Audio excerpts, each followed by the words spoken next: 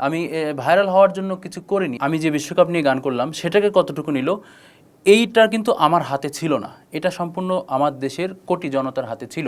আমি সকাল থেকে সন্ধ্যা পর্যন্ত খাটি, আর সবার বেলায় আম, আমার বেলায় আটি। খুব লাকি যে প্রথম দিকেই আমি সিনেমার দিকে আমি কাজ পেয়ে যাই। ওই সময় ওই সিনেমাতে বাংলাদেশে যত গুণী শিল্পীরা আছেন অনেকে ওই সিনেমাতে গান গেয়েছেন, এবং সবগুলো আমি একক সঙ্গীত পরিচালক ওই সিনেমার। এবং আমি শুধু গান লেখা, সুর এবং মিউজিক, এবং আমার কণ্ঠেও ছিল বেশ কিছু মেইন গান, ভালো কিছু গান ছিল। সেই সিনেমাতে অ্যান্ড্রু কিশোর গান করলেন, এবং আমার সাথে ডুয়েট। গানটা এরকম ছিল, মানে হিরো এবং হিরোর ছোটো ভাই মিলে হিরোর প্রেমিকাকে দুষ্টামি করছে, এরকম একটা গান। অ্যান্ড্রু কিশোর হিরোর কণ্ঠে, আমি হিরোর ভাইয়ের কণ্ঠে, আমারই লেখা সুর করা গান। ওই সিনেমাতেই যেটা মেইন টাইটেল সং, শ্রদ্ধেয় কনক চাপা ওই গানটাতে ফিমেল ভয়েস দিলেন এবং মেল ভয়েস আমি গাইলাম। সবচেয়ে মজার বিষয় হলো এই সিনেমাতে গান গেয়েছেন আমাদের আগুন ভাই। পরবর্তীতে আরও যেসব সিনেমায় গান করলাম সেগুলোতে কণা গান করেছেন এবং ঐশী গান করেছেন, একাধিক পারভেজ ভাই গান গেয়েছেন সিনেমাতে। একই সিনেমাতে বেলাল খান ভাই গান গেয়েছেন আমার সিনেমাতে। তারপরে অ্যালবামের জন্য আমার দেশের কাজী শুভ ভাই, তৌসিফ, তারপরে আমি বলবো যে মানে ম্যাক্সিমাম শিল্পী গান করেছেন, সিনিয়র থেকে শুরু করে ইয়াং পর্যন্ত। ভাইরাল হওয়ার জন্য এরকম গান করেছি, এটাও একটা ভুল কথা। আমি ভাইরাল হওয়ার জন্য কিছু করিনি। অনেকেই গান করতে, যারা ভালো গায় তারাও আমার কাছে গান করতে এসছেন এবং শখেও গান করতে এসছেন। এই গান করাতে করাতে কিছু গান ভাইরাল হয়ে যাওয়ার কারণে পরে দর্শক হয়তো এইরকম কোনো কিছু আবার তাদের চোখে ভালো লেগে গেলে সেটাকে ভাইরাল করে দেয়।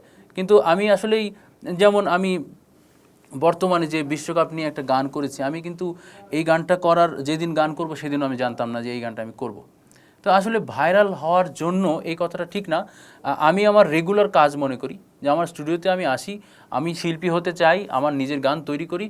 যখন কেউ আসে যে ভাই আমি একটা গান করব, আমাকে একটা গান করে দেন, আমি একটা সম্মানী নিয়ে, একটা পারিশ্রমিক নিয়ে গান করে দিই। এই ধারাবাহিকতায় কিন্তু লেটেস্ট এই বিশ্বকাপের গানটাও এরমভাবে করা। আমি এটা যে ভাইরাল হবে, একটা মানুষ কি বলতে পারে যে কোনটা ভাইরাল হবে? কেউ বলতে পারে না। তো আমি আমার যে সহশিল্পী তার সাথে আমি একটা শুটিংয়ে ছিলাম, দুজন মিলে কথায় কথায় একটা প্ল্যান হলো, সেই বললো যে ভাই এই গানটা খুব ভালো, এই গানটা করা যায়। তো যেহেতু আমি বললাম যে আমি আমার গান গাওয়ার পাশাপাশি যারা গান করতে চায় আমি গান করে দিই, এই গানটা করে দিলাম, এই গানটা ভাইরাল হলো। তো আমি কিন্তু এই গানের 2-4 দিন আগে আমার নিজের কণ্ঠে এবং খুবই ভালো গাওয়া আর একটা মেয়ে নতুন, তার সাথে আমি একটা ডুয়েট গান ছেড়েছি। সেই গানটাকে কতটুকু নিল এবং আমি যে বিশ্বকাপ নিয়ে গান করলাম সেটাকে কতটুকু নিল এইটা কিন্তু আমার হাতে ছিল না, এটা সম্পূর্ণ আমার দেশের কোটি জনতার হাতে ছিল। এবং আমি সত্যিই বলবো দর্শকদেরকে এই কথাটা, যে তারা যদি ভালো জিনিসকে সাপোর্ট দেয় তাহলে কিন্তু ভালো শিল্পীরা ভালো কাজ তৈরি করার জন্য পায়ের নিচে মাটি পাবে। আমরা যে ধরনের অবস্থা, আমরা যে জেনারেশনের জন্ম, আমরা যে মিউজিক করি, আমরা যে জেনারেশনে আমরা মিউজিক করি সেই জেনারেশনে সিনেমা শেষ, সিনেমা অডিও মার্কেট শেষ। অডিও মার্কেট যখন আবার একটু আসা শুরু হলো, মাঝখানে একটা বিশাল গ্যাপ ছিল 15 বছরের। তো এই বছরগুলো আমরা কি করতাম? আমরা এরকমভাবে স্টুডিওতে চালিয়ে গিয়েছি এবং অন্যান্য পেশায় না যেয়ে আমরা গানকে পেশা হিসেবে রেখেছি, কারণ আমরা গান শিখেছি ছোটোবেলা থেকে এবং আমরা শিল্পী হতেই এসেছি দুনিয়াতে, এরকম একটা ফিল আমাদের ভেতরে আছে। তো যে গানটা আমি করেছি খুব সুন্দর, আমার ভালো লাগার থেকে গানটা, এই গানটা একটু শোনাচ্ছি। গানটা কেমন ছিল? মনের কল্পনা থেকে বেরিয়ে এসে ধরা দাও প্রিয় আমাকে, কোনো একদিন জানি হবে দেখা, যদি ভালোবাসো আমাকে। আমি না জানি যে কবে তুমি আপন করে নেবে আমাকে, যেদিন বলবে তুমি আমাকে, যেদিন ডাকবে তুমি আমাকে। আমার যে গানগুলো আমি রিলিজ করি সেই গানটাই আলোচিত হয়, যে গানটা কোনো না কোনোভাবে একটু কোয়ালিটির দিক থেকে বা কোনোভাবে জেনুইন শিল্পী, পরিশ্রম করে শিখে আসা শিল্পীরা গাচ্ছে না, শখে গাচ্ছে, সেগুলোতে দর্শকের বেশ ইন্টারেস্ট। আমি রাতের বেলা আমি শুয়ে থাকি, আমার চোখে পানি পড়ে। এইটা ভেবে পানি পড়ে শুধুমাত্র যে আমি যখন একটা ভালো গান তৈরি করি তখন সাধারণত দর্শক সেটাতে মনোযোগ দেয় না, কিন্তু আমি যখনই এরকম কোনো শিল্পী আমার কাছে আসলেন শখে গান করতে, আমি করে দিলাম, সেটা নিয়ে তারা এত বেশি মাতিয়ে দেয় যে তখন আমার একা একা রাতের বেলা আমার কান্না, আমি করেছি, এটা কেউ দেখেনি, আমার চোখ দিয়ে পানি পড়েছে। আমি কিন্তু সেই থেকে চেষ্টাই করে যাচ্ছি যে আমি শিল্পী হব, আমি শিল্পী হতেই চেয়েছি সব সময়।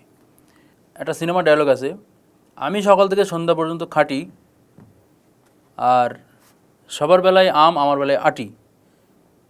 এগুলো ভেতর থেকে বলে ওঠে, সিনেমা ডায়লগ মনের মধ্যে থেকে বেজে ওঠে। আমি একটা গান, যে কোনো একটা থিম আমাকে দেয় আমার শিল্পীরা, এমনও হয়েছে আমাকে কল দিয়েছে, আসতেছি এর উপর একটা গান তৈরি করব। আস্তে আস্তে আমি গান লিখে ফেললাম, আমি শুরু করে ফেললাম, একটা ডেমো মিউজিক তৈরি করে ফেললাম।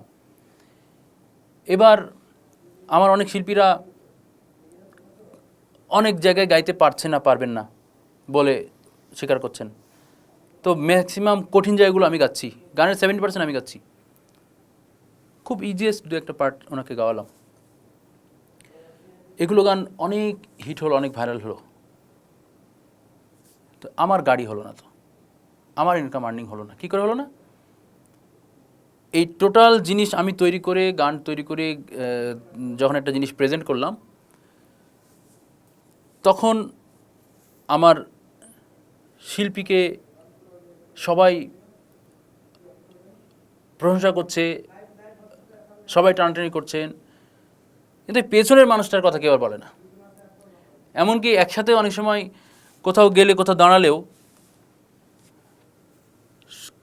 ক্যামেরাটা সবাই ঘুরিয়ে নেয়, তখন দুঃখ লাগে। উনি গান লিখলো, উনি সুর করলো, উনি নিজে 70% গান গাইলো, উনি শিল্পীকে শিখায় গাওয়ালো, তাতে কি আমার ক্যামেরা আমার দিকে নাই, 100% আমার শিল্পীর দিকে। তো এইটাকে যদি ওরকম সৌন্দর্য হিসেবে নেওয়া হতো, তাহলে অবশ্যই আমিও আরেকটু পপুলার হতে পারতাম। আমার গাড়ি না থাকলেও আমার যে বাইক, একটা ছোটো গাড়ি থাকতো। আমার একটা বাইক ছিল, বাইকটা 10 বছর বয়স, নষ্ট হয়ে গেছে, এখন বাইক নাই, আমি হেঁটে আসা যাওয়া করি। গাড়ি কিনেছে অনেকে, অনেক কিছু করেছেন। তো দুঃখ একটাই, সেটা হলো আমার ব্যক্তিগত অনুভব। আমি আমার দুঃখকে আমি নিজেই অনুভব করি, এবং আমি এটা আমার ঘরের পরিবারের মানুষকেও বুঝতে দিই না। এটা একান্তই আমার, যখন লাইট অফ হয়ে যায়, অন্ধকার হয়ে যায়, তখন আমি হয়তো শুয়ে আমার দুঃখটা ফিল করি যে আজকে আমার সাথে এরকম হয়েছে।